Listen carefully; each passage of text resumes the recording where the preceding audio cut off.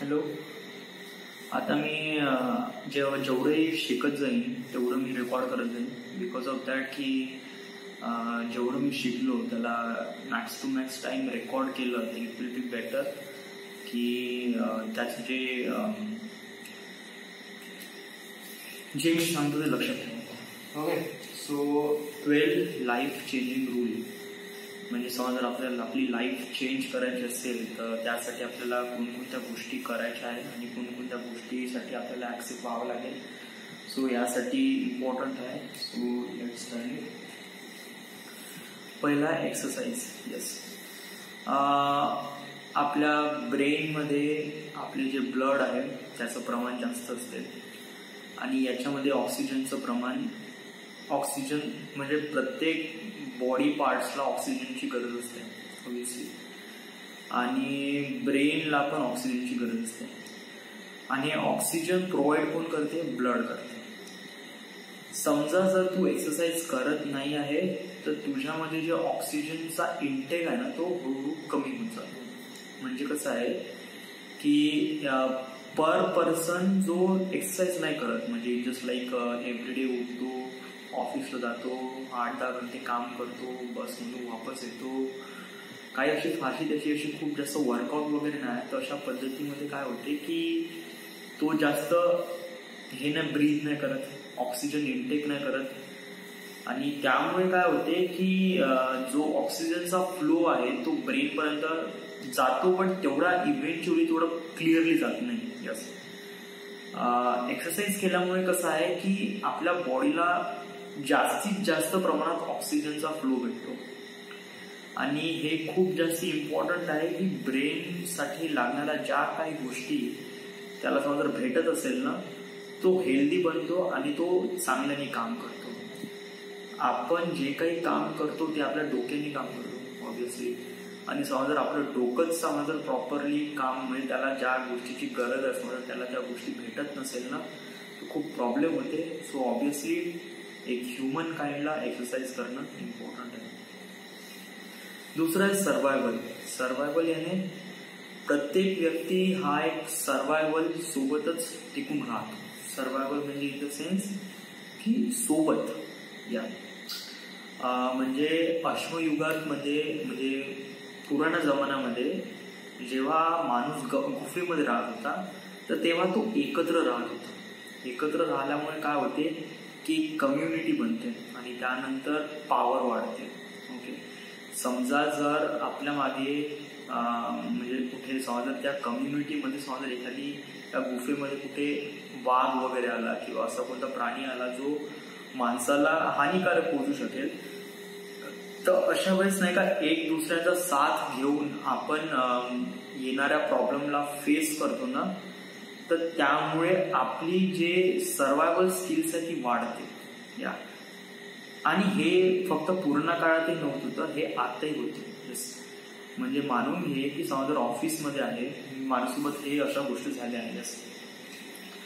ऑफिसमध्ये हे मी कसं खूप जास्त लोकांसोबत कनेक्टेड राहत नव्हतो. आय वॉज लाईक एक प्रकारे मी माझं काम बरं आणि माझं हे बरं, फारसं लोकांशी बोलत नव्हतो. जे काही आहे ते आपलं कामाशी काम करत होतो. पण याच्यामुळे काय होते की मी त्या ऑफिसमध्ये सर्वाइव्ह नाही करू शकतो. मला ते वातावरण हेल्दी नाही वाटत होतं, आणि जेव्हा मी अनहेल्दी वातावरणामध्ये जगून राहिलो होतो तेव्हा मला असं वाटत होतं की चला मी मरून का नाही. Yes, literally. तर हे खूप इम्पॉर्टंट आहे की आपण ज्या लोकांसोबत काम करतो त्या लोकांची ट्युनिंग आपल्यासोबत जमली पाहिजे. आपण असंही कोणासोबत सर्वाइव्ह होऊ शकत नाही. जर कोणी व्यक्ती आहे ते दुसऱ्याच थिंकिंगचे आहे आणि मी त्या ग्रुपमध्ये जात आहे तर माझे जे काही थिंकिंग थॉट्स आहेत ते त्यांच्यासोबत इंटरॅक्ट होणार नाही. तर त्यामुळे काय होईल की मी अलग पडून जाईल आणि मी सर्वाइव्ह होणार नाही, आणि माझ्यासाठी ते एन्व्हायरमेंट अनहेल्दी राहील. सो त्या गोष्टीमध्ये नाही का मी डाऊन होऊन जाईल. So it was not good. हे परिस्थिती खूप बेकार आहे. सो ऑब्विसली आपण अशा गोष्टीसोबत किंवा अशा लोकांसोबत इंटरॅक्ट व्हायचं जे लोक आपल्यासारखे विचार करतात, आणि त्या लोकांसोबत आपण इंटरॅक्ट राहिलो ना तर आपण खूप जास्त हेल्दी राहतो. हेल्दी म्हणजे ते वातावरण खूप हेल्दी असते, आपण खूप चांगल्याने स्वतःमध्ये इम्प्रूव्हमेंट आणू शकतो. म्हणूनच तर हे माझे मित्र जे आतापर्यंत आहेत, लाईक 2010 पासून आम्ही सोबत आहे ऑब्विसली. कारण आमच्यामध्ये काही ना काहीतरी आहे ना, म्हणजे प्रत्येक जण वेगवेगळं आहे, बट आमच्यामध्ये काही ना काही आहे जे एकमेकांना बॉन्ड करते. आमची जी थिंकिंग आहे ती एकमेकांना मॅच करते. एक काही ना काही सर्टन सेक्शनमध्ये, मी असं नाही म्हणत पूर्णच्या पूर्ण, बट सर्टन सेक्शनमध्ये. त्यामुळे आम्हाला एकमेकांची गरज आहे आणि त्यामुळे आम्ही सोबत राहतो. So that's why these people are important. So त्यामुळे सर्वायव्हिंग हे खूप जास्त इम्पॉर्टंट आहे फॉर डेव्हलपिंग. म्हणजे स्वतःला डेव्हलप करत असेल ना, तर आपल्याला एक प्रकारे सर्वाइव्ह करणं इम्पॉर्टंट आहे. सर्वाइव्ह कोणासोबत?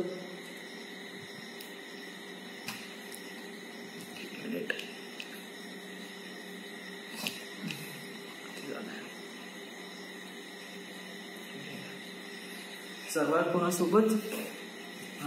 जे आपल्या थिंकिंगची लोक आहेत त्यांच्यासोबत आपण चांगल्याने सर्वाइव्ह करतो. बट समजा जर अशी कधी कधी कंडिशन होते का जिथे आपल्या थिंकिंगची लोक भेटत नाही, तर अशा पद्धतीमध्ये पण आपल्याला त्या लोकांसोबत चालावं लागते. जर आपली काही कंडिशन त्यांच्यासोबत रिलेट होत नाही, तर त्यावेळेस पण आपण त्या व्यक्तीसोबत राहून समोर चालावं लागते. म्हणजे मानून घे की मी एक टीम प्रोजेक्ट करत आहे आणि त्यानंतर मला माझ्या टीममध्ये काही मुलं आहेत जे रिअली अनप्रोफेशनल आहे आणि त्यांना काम प्रॉपरली येत नाही. तर ऑब्व्हियसली मला त्यांना प्रत्येक गोष्ट सांगावी लागेल. तर ऑब्व्हियसली मी इरिटेट होऊन जाईल छोट्यातल्या छोट्या गोष्टीपासून. सो काय होते की माझ्यासाठी ते लोक एक प्रकारे, म्हणजे मी जे विचार करताय ते लोक ते विचार करू शकत नाही आहे ऑब्व्हियसली. तर त्यामुळे असं फील होईल का हे जे वातावरण आहे हे अनहेल्दी आहे. But not. कधी कधी अशी सिच्युएशन येते त्यावेळेस आपल्याला सस्टेन करावं लागते, त्यावेळेस आपल्याला समजून घ्यावं लागते त्या व्यक्तीची भावना आणि त्यांच्यासोबत आपल्याला पण टीमवर सोबत जाऊन काम करावं लागते. Yes. So it is really important की आपण दुसऱ्यांना पण अंडरस्टँड करणं आणि ते लोक पण अंडरस्टँड करत आहे. आतापर्यंत पूर्ण जगात अशाच पद्धतीने होत आहे आणि अशाच प्रमाणे लोक स्वतःला डेव्हलप करत आहे आणि अशाच प्रमाणे लोक सर्व्हाइव्ह करत आहे. So it's better to survive. Wiring. प्रत्येक व्यक्ती हा बहुत डिफरंट असतो, टू मच डिफरंट लिटरली. समजा जर आपण म्हणतो की मी इंटेलिजंट आहे, तर इंटेलिजंट यांनी काय की मी खूप चांगल्याने इमॅजिन करतो किंवा खूप चांगल्याने पढाई करतो किंवा माझ्यापाशी मला 10th किंवा 12th स्टँडर्डमध्ये 90-95% आले तर त्यामुळे मी इंटेलिजंट आहे? नो. ऍक्च्युली कसं आहे, इंटेलिजंटचे नाही का पहिले म्हणत गेले होते की इंटेलिजंटचे 9 टाईप आहे. बट त्यानंतर स्टडीजमध्ये माहीत पडलं की इंटेलिजंटचे जे टाईप्स असतात ना ते 900 करोड. म्हणजे समजा जर आपल्याला वाटत असेल की हा व्यक्ती फुल गावंढळ आहे आणि याला काहीच येत नाही, बट एक सर्टन सेक्शन ऑफ क्रायटेरियामध्ये तो एक्सपर्ट असतो. ओके. सो हे खूप जास्त इम्पॉर्टंट आहे की आपण प्रत्येक व्यक्तीला समजून घेणं आणि ऑल्सो की प्रत्येक व्यक्ती हा दुसऱ्यांपेक्षा वेगळा आहे, टू मच डिफरंट. येस. सारखा जरी असेल, इव्हन ट्विन्स जरी असेल, तरीही त्या लोकांची समजण्याची शक्ती आणि त्या लोकांना एक्सपर्ट म्हणजे समथिंग काही गोष्टीमध्ये नाही का काही काही लोक खूप जास्त एक्सपर्ट असतात, काही काही लोक खूप जास्त नाही. म्हणजे समजा जर मी मानून घेतो की पेंटी खूप चांगल्या लोकांसोबत बोलते, मी नाही बोलत ऑब्व्हियसली, बट कसं आहे की त्याच्यामध्ये स्किल्स डेव्हलप झाली आहे. So he was really good at it. Okay. But माझ्यामध्ये ती स्किल्स नाही आहे. सो प्रत्येक व्यक्ती प्रत्येक वेगवेगळ्या डिफरंट कॅटेगरीमध्ये एक्सपर्ट असतो. So it is really important की आपण या सर्व गोष्टी पण अंडरस्टँड ठेवतो. अटेन्शन. अटेन्शनचा मिनिंग काय नाही होता एकदा मी असं बघतो. अटेन्शनचं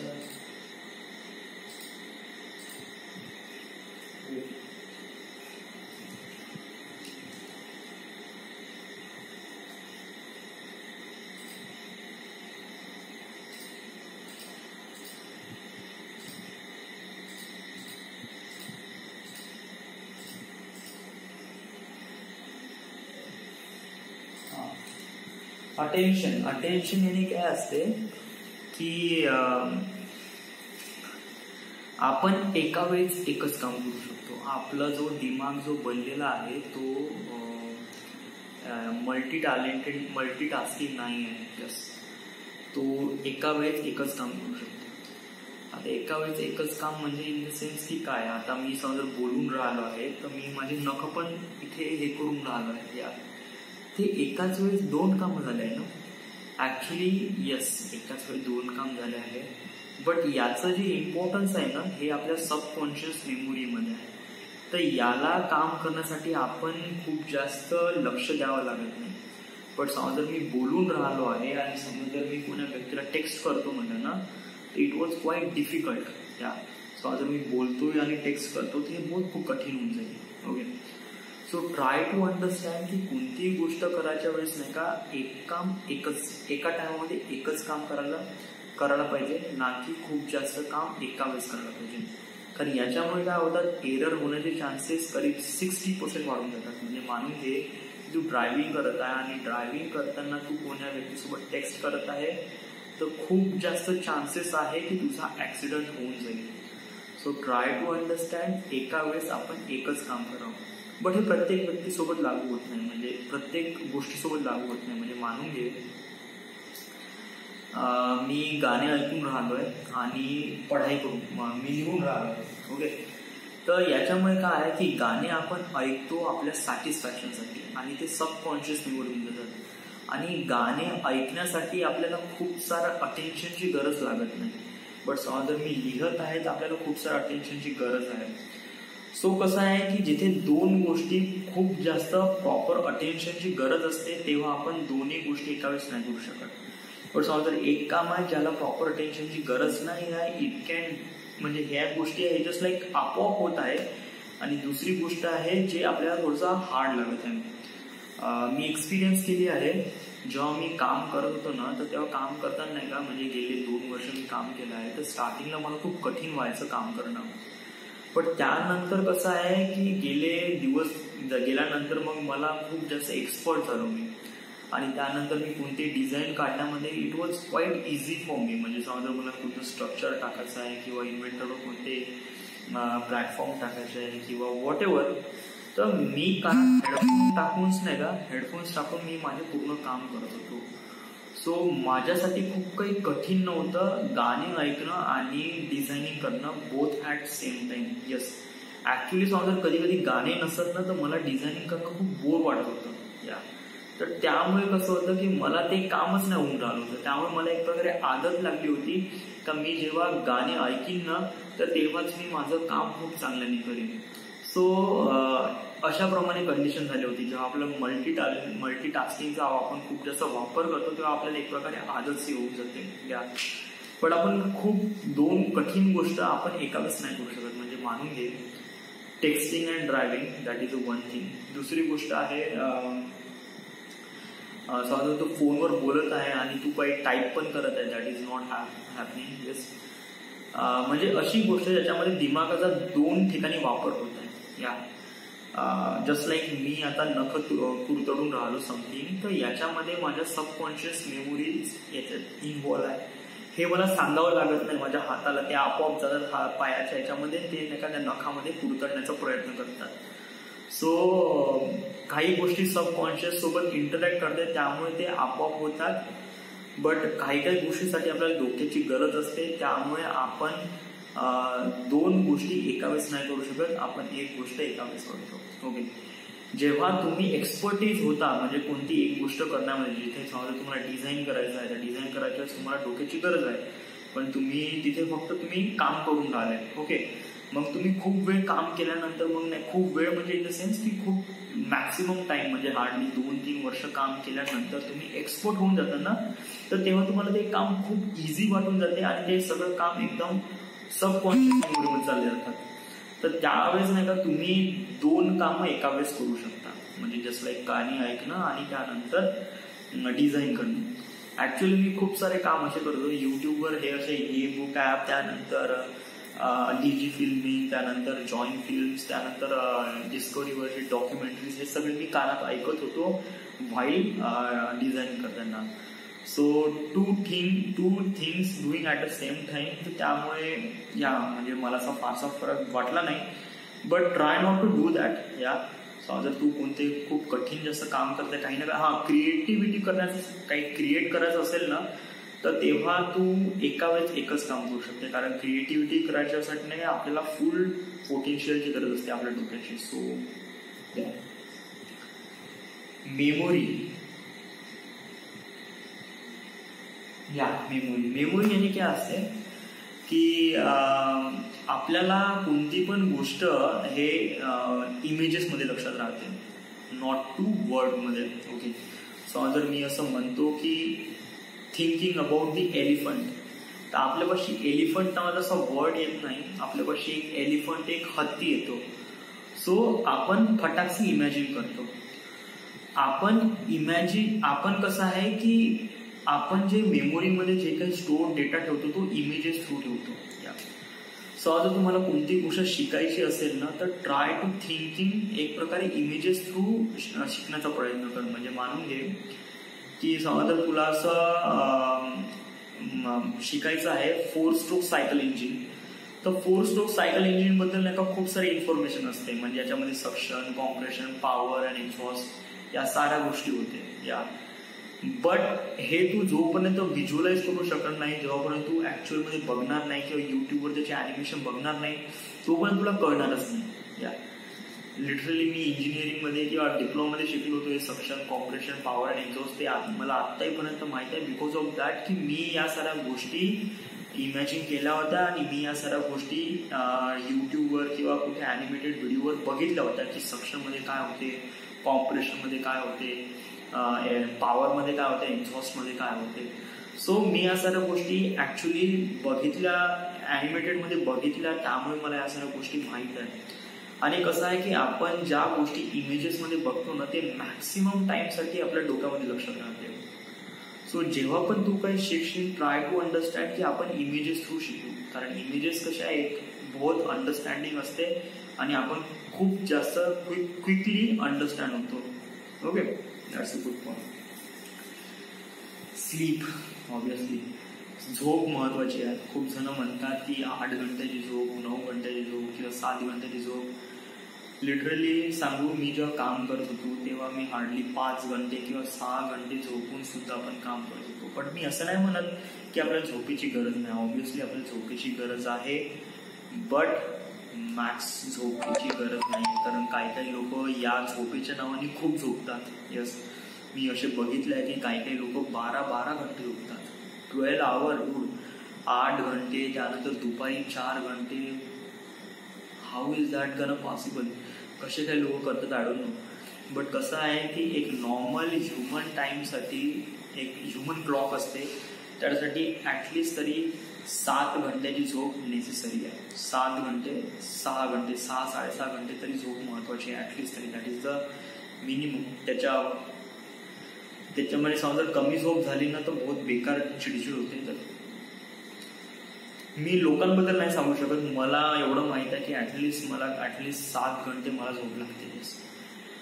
काल रात्री मी किती वाजता झोपलो? काल रात्री मी झोपलो वॉज 1-2 वाजता झोपलो मी. 1-1.5 वाजता झोपलो. ओके, आणि त्यानंतर सकाळी उठलो मी. आय वॉज वेकअप ॲट 7:30 वाजता वगैरे उठलो होतो मी. समजा 1.5 वाजता झोपलो असं म्हणलं, 1.5 ते 2.5, 3.5, 4.5, 5.5, 7.5 म्हणजे 5 घंटे. आणि त्यानंतर दुपारी मी 2 घंटे झोपलो. तर आय वॉज लाईक आज दिवसभराची मी 7 घंटे झोप झाली आहे माझी. सो मी असंच प्रमाणात झोपतो, म्हणजे जस्ट लाईक रात्री मी 5 घंटे झोपतो आणि त्यानंतर दिवसाने मी 2 घंटे झोपतो. कारण दिवसामध्ये खूप जास्त एक्सेसिव्ह झोप लागते मला. तर त्यामुळे मी रेजिस्ट करू शकत नाही, कारण तेव्हा माझ्याने काहीच काम होत नाही. तर मी तेव्हा झोपून जातो ऑब्व्हियसली. बट कसं आहे की समजा मी रात्री 8 घंटे झोपलो आहे बा, तर त्यानंतर मग मी असं समजा मी 8 घंटे प्रॉपरली झोप घेतली तर मग मला दुपारी झोप लागत नाही. तर त्यामुळे माझी बॉडी सस्टेन करते. But important thing is that की sleep is important obviously. But याचा लोक गैरफायदा नका घेऊ. काही लोक याचा खूप गैरफायदा घेतात. यस, 12 घंटे झोपतात. I don't know how they do that. Yes, आणि जे खूप कमी झोपतात, खूप कमी म्हणजे खूप कमी पण नाही, बहुत कमी जण आहे जे असे कमी जण झोपतात. बट काही जण आहे असे. Yes, but try to think की आपल्याला जे झोप आहे ते ऍटलिस्ट 7 अवर्सची तर गरज आहे, 7 घंटे. स्ट्रेस. जेव्हा आपण स्ट्रेसमध्ये राहतो तेव्हा आपण कोणतेच डिसिजन प्रॉपरली घेऊ शकत नाही आणि आपण जे थिंक करण्याची जी गोष्ट आहे ना ते ब्लॉक होऊन जाते. ऑब्विसली काहीच होत नाही. आज मी एक्सपिरियन्स केला आहे.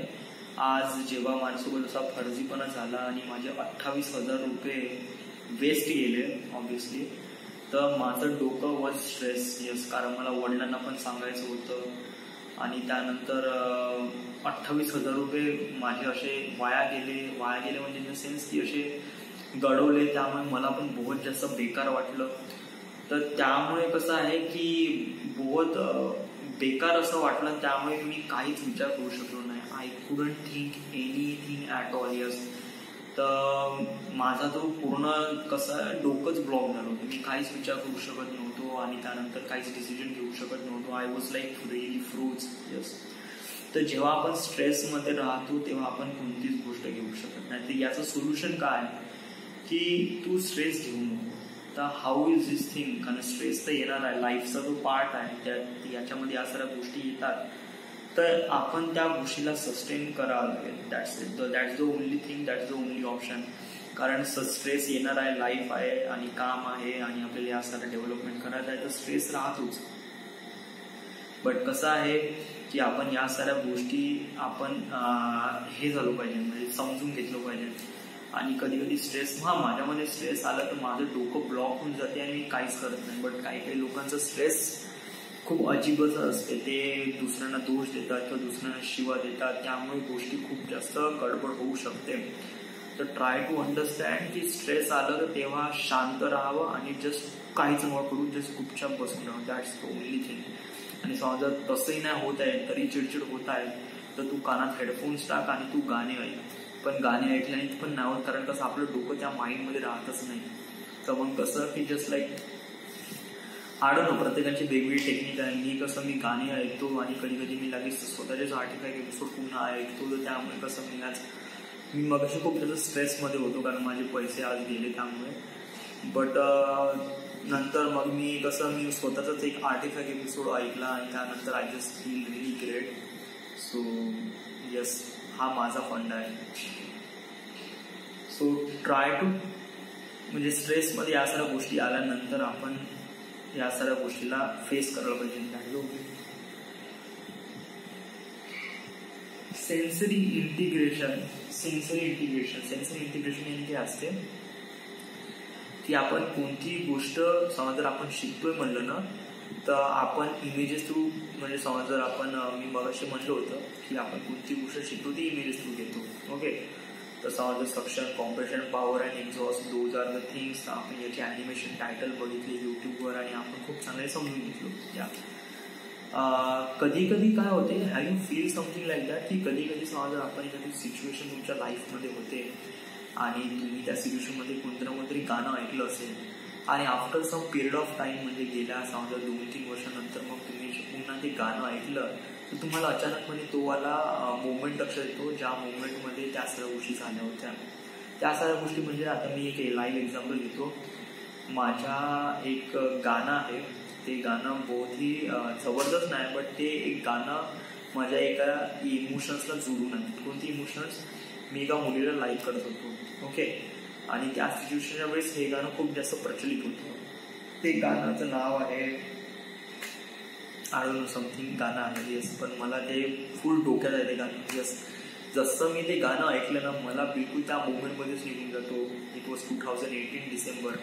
त्या मोमेंटमध्ये मी त्या मुलीला लाईक करत होतो आणि मी त्या मुलीला प्रपोज करण्याचा प्रयत्न करत होतो. तर पूर्ण तो सिनारिओ त्या एका गाण्यामध्ये आठवून जातो. सो असे तुमच्या लाईफमध्ये पण असे काही सिच्युएशन येतात जिथे नाही का तुमचे काही गाण्यासोबत किंवा उद्या काही स्मेलसोबत पण इंटिग्रेट होतात. म्हणजे जस्ट लाईक समजा जर कोणी म्हणजे खेड्यात वगैरे गेलं तर शेणाचा वास वगैरे, किंवा कोणाचा बगीचामध्ये गेलो, म्हणजे जस्ट लाईक मी एक्सपिरियन्स तर नाही केलं बट काही लोकांचे एक्सपिरियन्स मी सांगण्याचा प्रयत्न करतो की असे काही लोक आहे ज्यांनी लहानपणी बगीचामध्ये किंवा फुलांच्या बागेमध्ये कामं केले. ओके, आणि त्याच्यानंतर मग ते इथे डेव्हलप झाले, त्यानंतर शहरात आले, त्यांनी तो स्मेल कधी घेतलाच नाही. यस, अचानकपणे त्यांच्या समोरून एखादी गाडी जाते, त्या गाडीमध्ये खूप सारे फुलं होते आणि त्या फुलाचा सुगंध त्यांनी घेतल्याबरोबर त्यांना असं फील झालं ते बिलकुल ज्या दिवशी म्हणजे ते बिलकुल त्यांची मेमोरीज एकदम क्लिअर झाली का त्यांना जे लहानपणी त्यांनी जे फुलाच्या बागेमध्ये जे काम केलं क्लिअरली त्यांना आठवायला लागलं. सो सेन्सरी हे खूप जास्त इम्पॉर्टंट असते कोणतीही गोष्ट लक्षात ठेवण्यासाठी. ओके, तर समजा जर तुम्ही खूप जास्त इमॅजिन करत आहे किंवा खूप जास्त तुम्ही क्रिएटिव्ह करण्याचा प्रयत्न करत आहे, समजा जर तुम्ही खूप जास्त, माझ्या प्रोफेशनल फील्डमध्ये कसं आहे की मला खूप जास्त इमॅजिन करावं लागते, तर तुम्ही तुमच्या स्मेलचा वापर करा या परफ्यूमचा. आणि परफ्यूम पण वेगवेगळा असला पाहिजे, असं नाही की सारखाच असला पाहिजे एव्हरी टाइम या. पण जो तुम्ही विचार करत आहे त्या विचारासाठी समजा तुम्ही एक प्रॉपर परफ्यूम मारला ना, तर तुम्ही ते इमॅजिनेशन खूप चांगल्याने डेव्हलप करू शकता. नेक्स्ट टाइम तुम्ही समजा परफ्यूम समजा तुम्ही कुठेतरी सुंगला तर तुम्हाला एकदम अचानकपणे ते सारे मोमेंट लक्षात येते ज्या मोमेंटमध्ये आपण या सर्व गोष्टी इमॅजिन केल्या होत्या. बट हे कधी टू मच होऊन जाते. यस, आपण कधी विचार करण्यासाठी कधी परफ्यूमचा वापर करत नाही. खूप सारे लोक करतात म्हणा, मी असं नाही म्हणत, बट हे एक चांगली टेक्निक आहे जेणेकरून आपण आपल्या जे इमॅजिनेशन्स आहे किंवा ज्या काही आपल्याला काही ज्या गोष्टी शिकायच्या आहेत त्या अजून जास्त डोक्यामध्ये राहतात.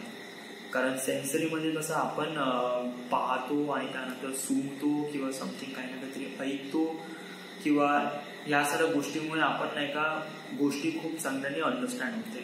So try to think like that. त्यानंतर आहे विजन. विजन काय असते,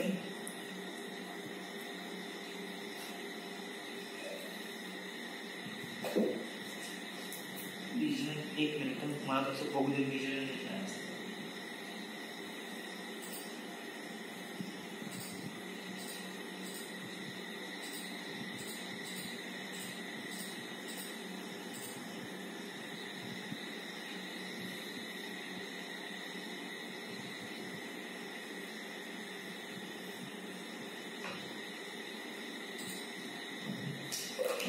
विजन म्हणजे मी अगोदर सांगितलं होतं विजन काय असते. आपण जे काही गोष्टी इमॅजिन करतो त्या समजा वर्ड्समध्ये इन्स्टेड ऑफ समजा तुम्ही इमेजेसमध्ये समजा लक्षात घेतल्या जाते मॅक्सिमम टाईमसाठी तुमच्या याच्यामध्ये राहतात, तर विजन इज इम्पॉर्टंट. तर try to think in images because images is really important, कारण त्याच्यातूनच आपण खूप साऱ्या गोष्टी अंडरस्टँड करतो. मग मेमोरीमध्ये काय होतं रे? मेमोरीमध्ये मेमोरीमध्ये प्रत्येकाची मेमोरी वेगवेगळी असते वगैरे. विजन हे आता म्हणजे जेणेकरून आपण इमेजेसमध्ये समजा आपण काही गोष्टी लक्षात ठेवतो म्हणलं तर आपण मॅक्सिमम टाईमसाठी लक्षात ठेवतो. एक्सप्लोरेशन. यस, आपलं जे दिमाग आहे तो एक्सप्लोरेशनसाठी बनला. एक्सप्लोरेशन याने कोणती गोष्ट तुमच्यासमोर होत आहे तर त्याला एक्सप्लोर करा, त्याला अजून जाणून घ्या. आणि हे आपल्यासोबत नॅचरली आहे. ओके, लहान व्यक्ती किंवा लहान मुलगा कसा असतो तो नाही का प्रत्येक गोष्टी एक्सप्लोर करतो. ओके, जो एक अडल्ट किंवा एक ह्युमन एक दिमागाचा वापर जेवढा करतो ना त्याचा 10% किंवा मॅक्स टू मॅक्स वापर लहान मुलं करतात. कारण लहान मुलं नाही का प्रत्येक गोष्टी एक्सप्लोर करतात.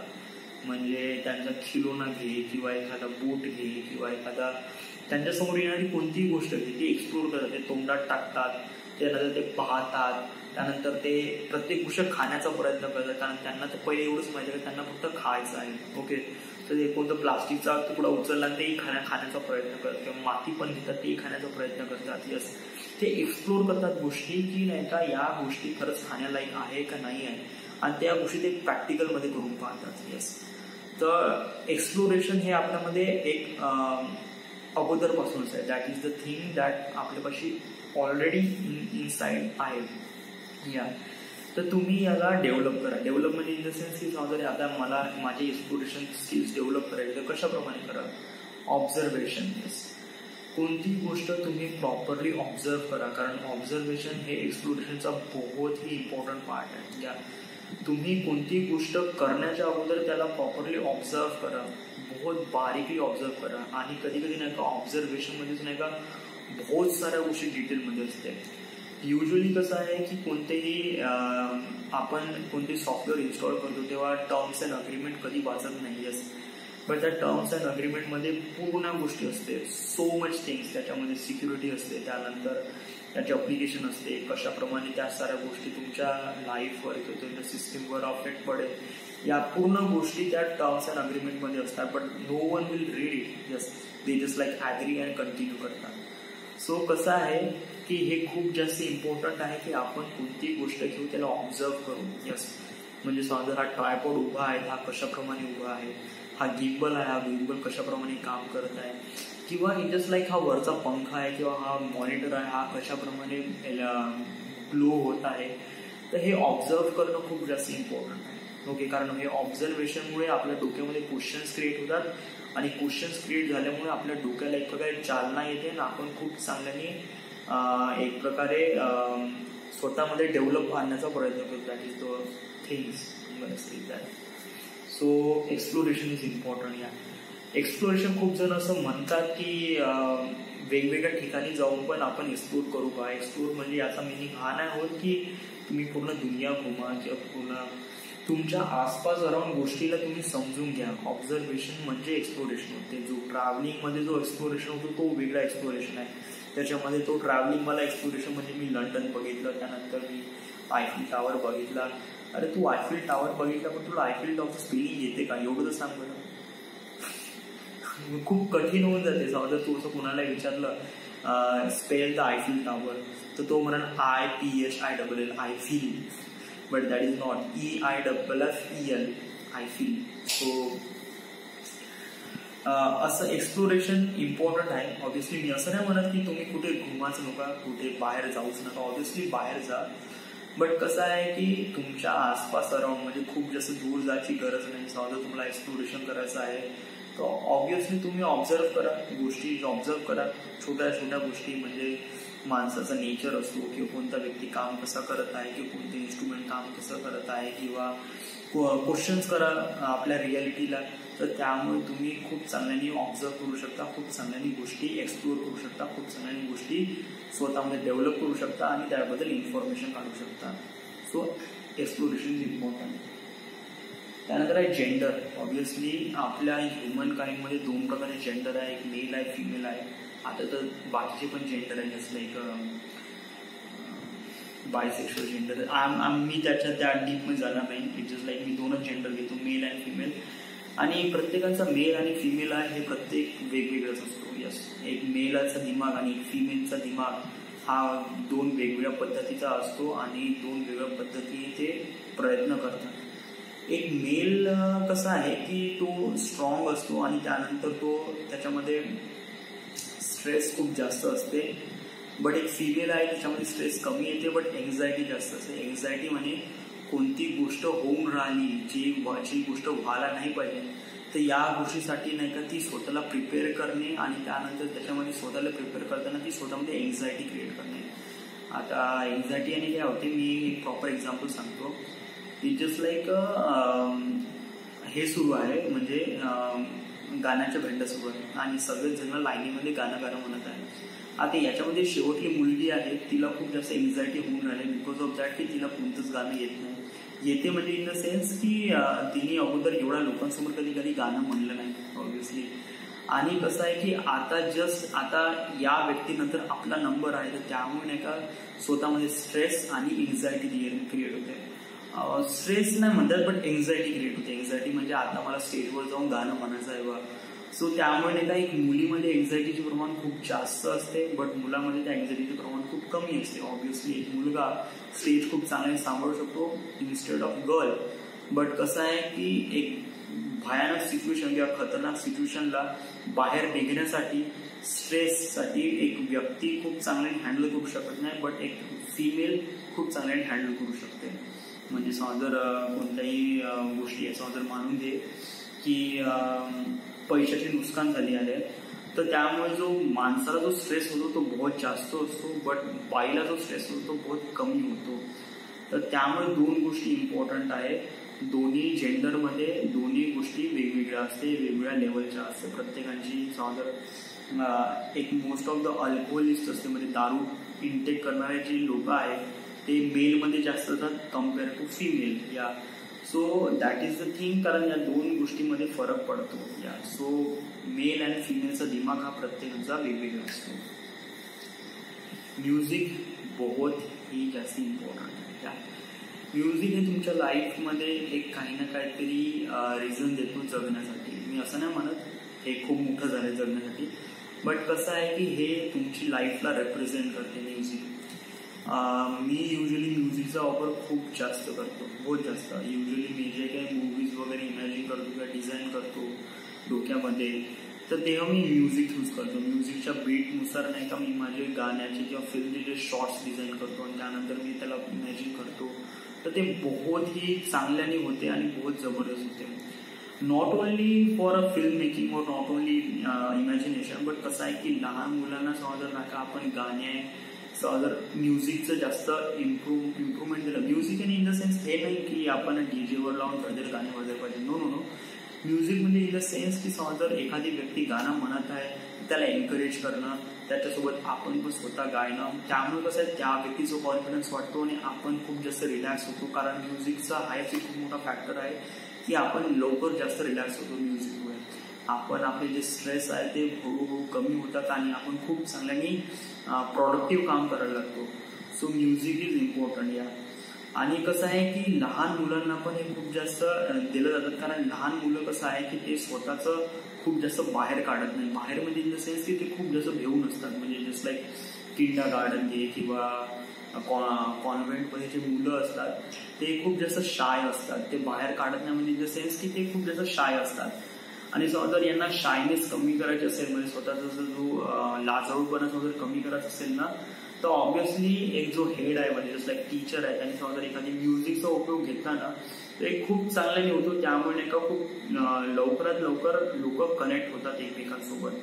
So music is important. या so those are the life changing rules. जर आपण तुम्ही या सगळ्या गोष्टी तुमच्या लाईफमध्ये इम्प्रूव्हाइज करण्याचा प्रयत्न केला तर it will be really better. Yes, मी हे एव्हरीडे रेकॉर्ड करत जाईन. जस्ट लाईक समजा मी एखादी व्हिडिओ बघितलं तर पुन्हा त्याला रेकॉर्ड करत जाईन.